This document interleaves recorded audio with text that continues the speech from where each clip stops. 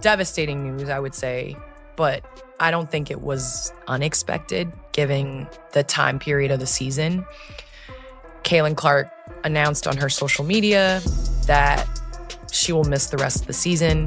She captioned it in short, in part, "I had hoped to share a better update, but I will not be returning to play this season. I spent hours in the gym every day with a singular goal of getting back out there. Disappointed isn't a big enough word to describe how I am feeling." She was limited to 13 games this season. This is a bombshell the WNBA didn't want dropped. Candace Parker just said the quiet part out loud, and it's got the entire league shaking. Caitlin Clark being shut down for the rest of the season isn't just an Indiana fever problem. It's a league-wide catastrophe. And now, whispers are turning into shouts, not paranoia, not overreaction. The nightmare scenario, because let's be real. If Clark walks away tomorrow, the WNBA doesn't just stumble, it collapses. Clark's devastation.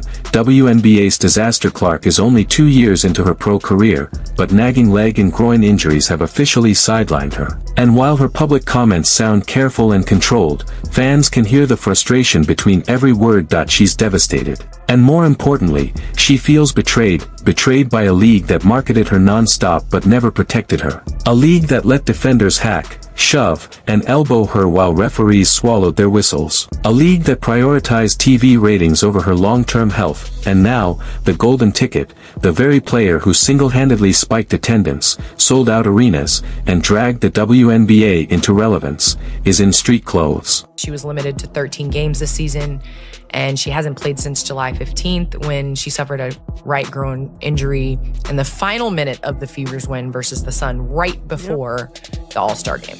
I mean, that's our girl. That's our girl. And I feel like no matter what happened, you have to protect you, and you have to protect your career. Candace Parker knows this grind better than anyone. Late in her career, she played through injuries, ignored warning signs, and paid the price, and she didn't sugarcoat her message to Clark: "Don't let the league bully you into risking your future.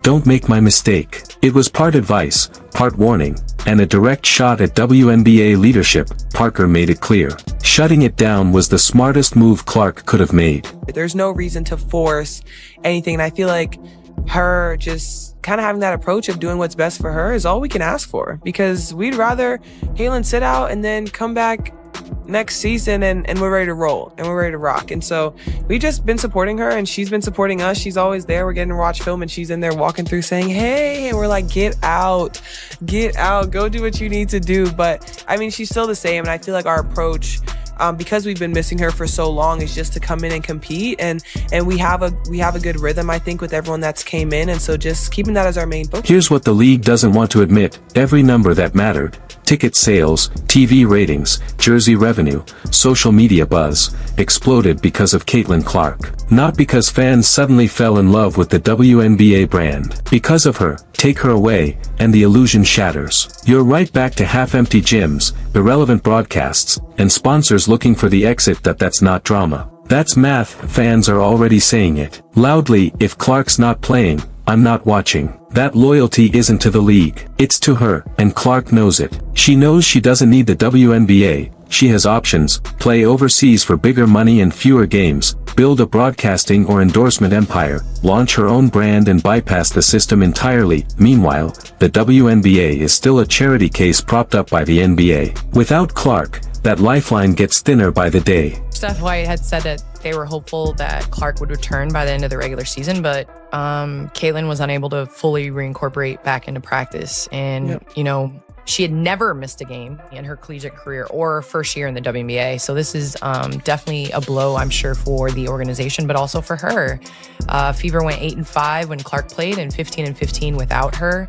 You all did win the Commissioner's Cup for the first time in franchise history without her. So maybe that is also another precursor. But big picture from the outside looking in, I have been a player that has had a number of injuries. This isn't the first time the league leaned too hard on stars. They've done it for decades. Diana Taurasi, Maya Moore, Candace Parker herself, but Caitlin Clark is different. She isn't just another star. She's the star. She's the reason arenas sell out. She's the reason highlights go viral. She's the reason the WNBA finally got casual sports fans to care, and now, she's hurt.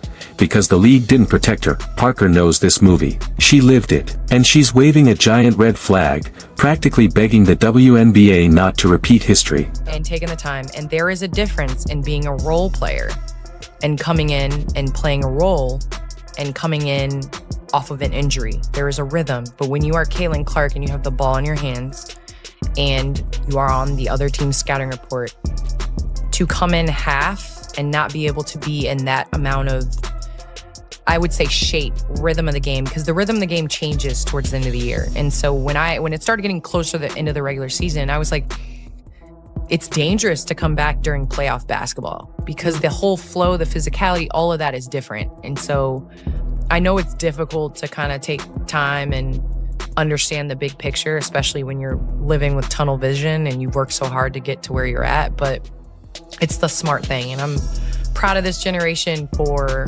taking the time they need, looking at the bigger picture, and making sure that they get healthy. So, Caitlin Clark, hope you feel better. You have a great off season and you come back. Think about what Clark just did. Every force around her, media, sponsors, league executives, was pressuring her to return for the playoffs, and she still said no. She still chose her health and her future over the league's desperation. That decision speaks volumes. It shows she understands her worth even more than the WNBA does, and it exposes just how fragile the league really is. Here's the brutal truth. When Candace Parker retired, the league moved on. When Sue Bird retired, it stung, but the league survived. If Caitlin Clark walks, there is no survival. There is no next star up. There is no recovery. The WNBA collapses without her. Period. The WNBA begged for a superstar. They plastered Clark's face on promos, bragged about her ratings, squeezed her for every dollar they could, and then let her get battered until her body gave out. Now she's out for the year. And the doomsday question is staring everyone in the face. What if Caitlin Clark never comes back? Candace Parker just made it clear. It's not unthinkable, and if that day comes, the WNBA won't just regret it. It'll be their obituary.